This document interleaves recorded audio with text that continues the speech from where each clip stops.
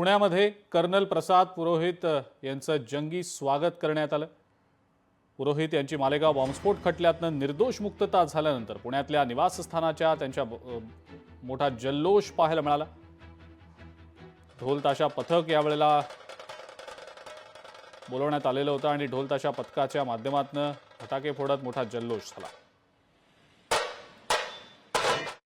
माझ्यावरती अतिशय वाईट आरोप होते, तेव्हा देखील या लोकांनी ठाम छाती पुढे काढून माझ्याकडून ते बोलायचे आणि माझा विषय समोर मांडायचे। मी जेलमध्ये असताना देखील असं यांचं प्रेम आहे आणि तेच प्रेम आज देखील अशीच गर्दी आहे, पण आज आरोपांच्या वरती गर्दी नाही आहे, आरोप झाले म्हणून।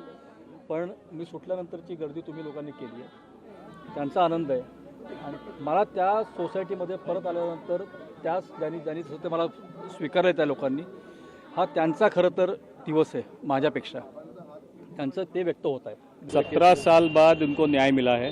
एक झूठे केस में उनको फंसाया गया था और आज कोर्ट के निर्णय के बाद आज वो पहली बार निर्दोष मुक्त होकर अपने घर आ रहे हैं, तो हमारा फ़र्ज़ बनता है कि उनका उस तरीके से उचित स्वागत हो।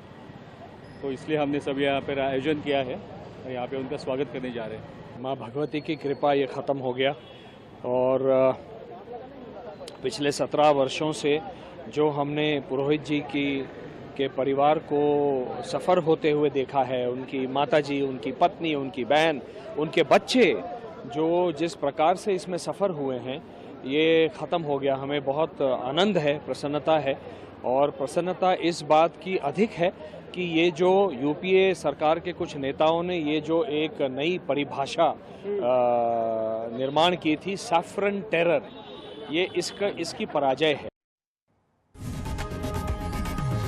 लोकशाही मराठी ऐका, पहा, जागरूक रहा।